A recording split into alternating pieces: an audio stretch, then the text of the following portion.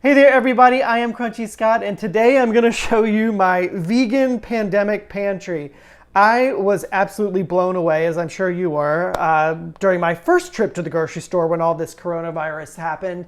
And to see aisles and aisles and freezers of emptiness was just something I'd never seen in my life. I'm sure you haven't. Even when there were snowstorms, I've never seen full aisles of food gone.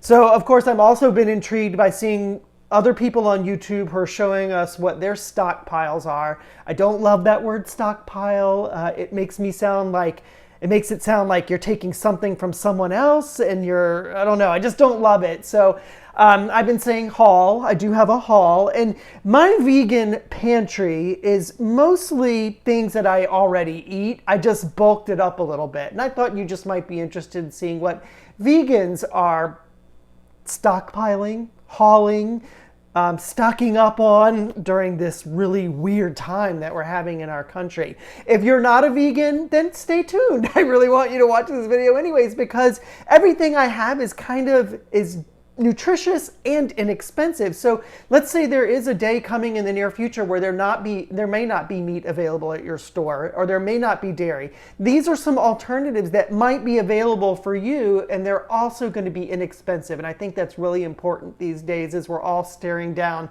just some really tough financial times for our country. Anyways, let's lighten things up a little bit and I'll show you what I have stockpiled.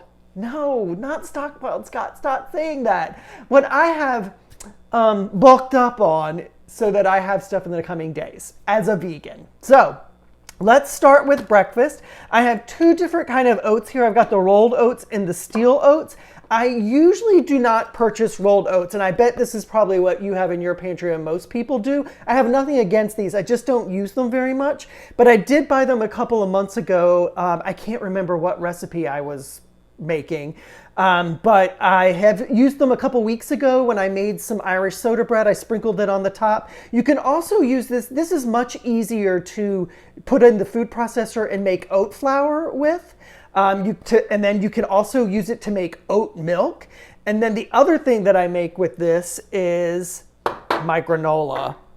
And I love making homemade granola. This is what I call my bottom of the bag granola, which basically means when all my nuts and my dried fruits and all that kind of stuff gets to the bottom of the bag and you just have like that little handful, I always throw them in a bowl with some maple syrup and oats, rolled oats, and make homemade granola. And I'm going to be really sad when this one goes. The magic happened to this one. It's got apricots and it's got some plums and some dehydrated fruit in there, and it's just delicious. I've been eating it so much these days. But that's another thing that you can make with the rolled oats. So rolled oats are great to have in your pantry. I love it. I don't usually have them though. What I do usually have are these steel cut oats, and I love steel cut oats. And it's not because people say these are more nutritious than these. I don't believe that. I think they're both good for you if you have them in your diets. They provide a lot of fiber. They've got a lot of nutrients. So I don't judge. I just love the texture of these a little bit better. And for me, I feel like they have diversity too. Because I do eat these in the morning with some soy milk or with some fruit, that kind of thing, similar to how you would eat your rolled oats. But I also love it savory. I make these plain all the time, and then I can like differentiate between the two of having them for breakfast and at night. And when I have them savory, it's really just a matter of putting in a little vegan butter, some earth balance, and then adding some herbs, and then eating that with some vegetables. And I really love that way.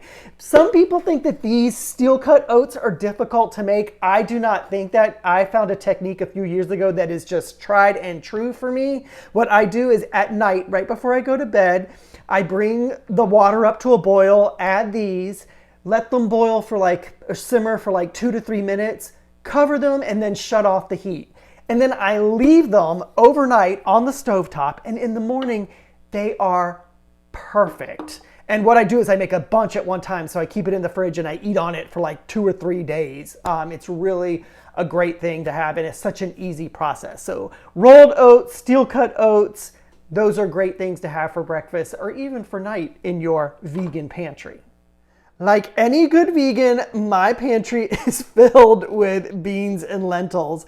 I mean, when anybody ever asks a vegan, where do you get your protein? We always just default to saying lentils and beans because, you know, we know that there's protein in everything, but for non-vegans to understand, we always just default to this. But beans and lentils are absolutely delicious. These are black beans. I have tons of other kind of beans in my cupboard. These are red lentils, which are great for soups. I got some yellow lentils here too. Those are good for soups. And these are good for soups because these are a little bit, they break down a little easier. They're not like these brown lentils, which are heartier. Like I made, these hold up a little bit better. So I made like vegan sloppy joes with these the other day and they were delicious. Vegan like loaf is good with brown lentils and I love them. So not only is there a great diversity of different types of beans and different types of lentils that can help you vary up your diet, they are packed with nutrition and fiber. So even if you are a omnivore and maybe you can't find meat, do not feel like you'll be nutritionally deprived if you stock up on some beans and lentils in the market. And guess what? Bonus, they're cheap. So I want to go a little bit retro here and talk about some things that some of us older vegans know about, but maybe some of you new vegans don't. So shelf-stable milks. This used to be our only option back in the old days. Remember when we used to go to like a normal grocery store and we needed some kind of nut milk? Cartons was our only way to get. Like there was nothing for us in the refrigerated section. This is an almond milk and this is a macadamia milk. I usually do keep at least one shelf-stable milk in my cupboard. I did bulk up this time and got 2 or 3. And you really have it as a backup when I run out of the refrigerated silk or soy milks that I normally get now.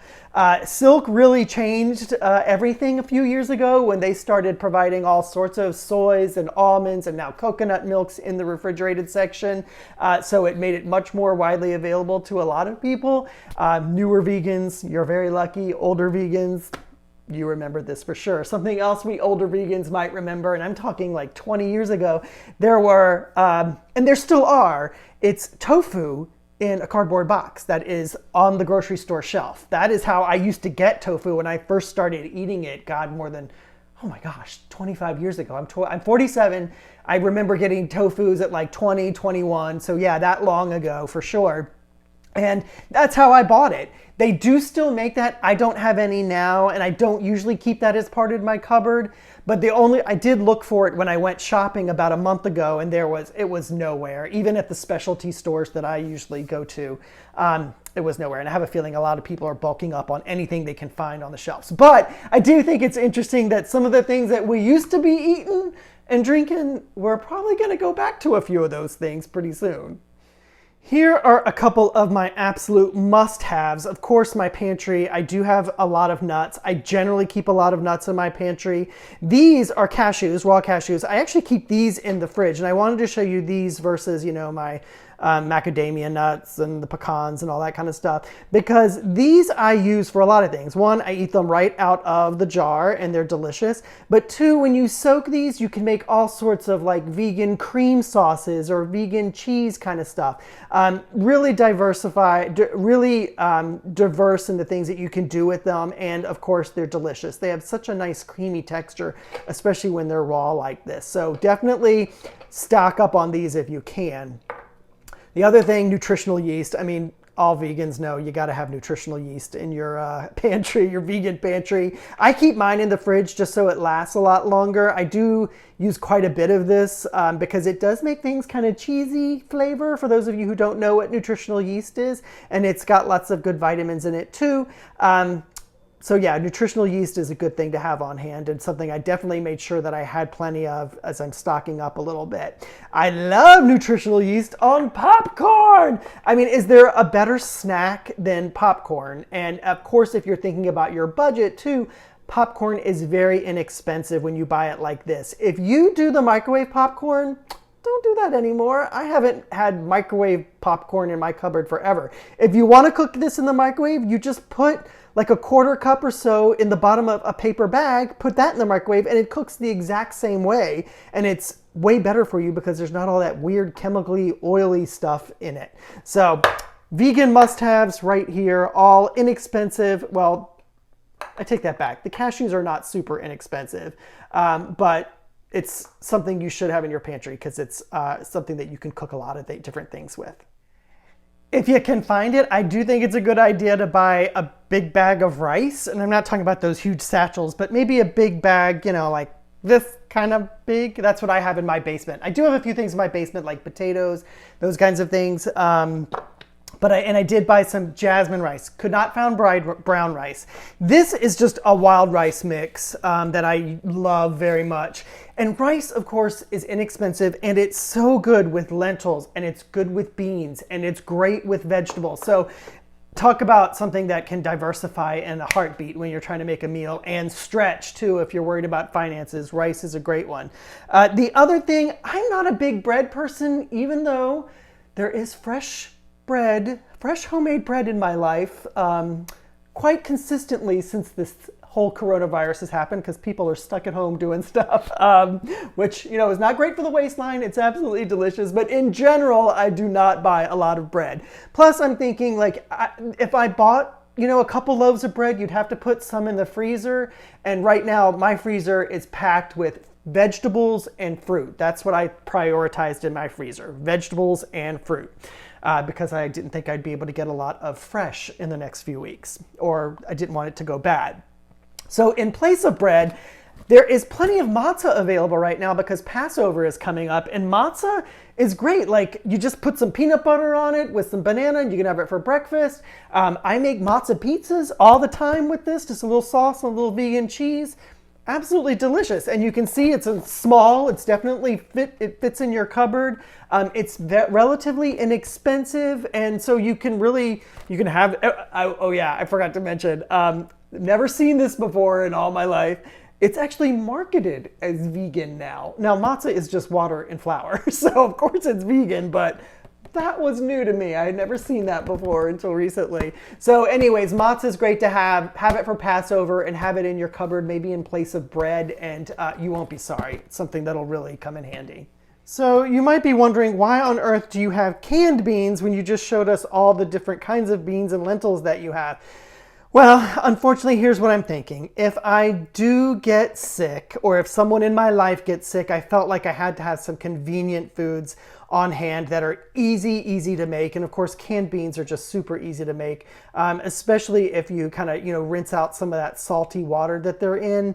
The nutrition factor is still outweighs the fact that they're canned, and more bonus, they're convenient. And when you're not feeling well, and God knows we've all heard about the symptoms with this coronavirus, you need to be able to kind of, hopefully, if you're not getting it as severe as what we're seeing on the news and it's more like a flu, you need to have some things that you can go to fairly quickly. I did get broths for the same reason.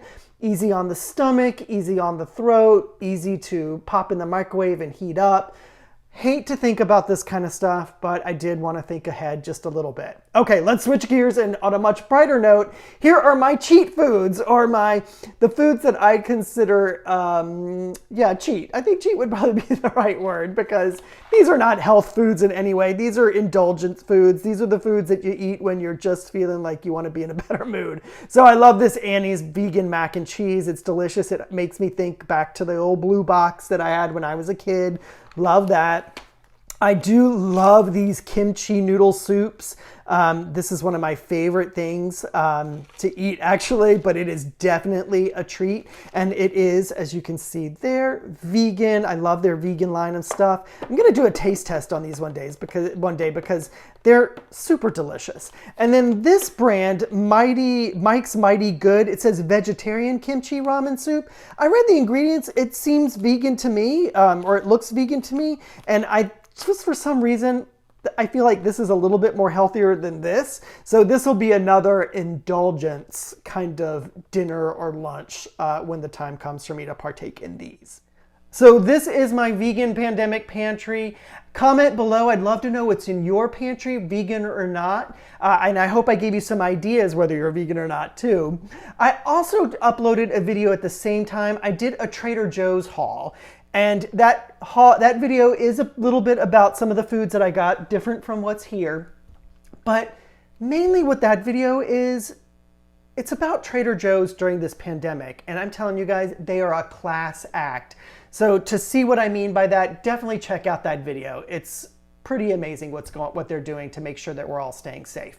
Anyways, I hope you are staying safe. I hope you're staying healthy, and I hope you're getting a little bit of an escape here on YouTube by watching all the great videos that are on YouTube these days, including mine. So like this video and subscribe.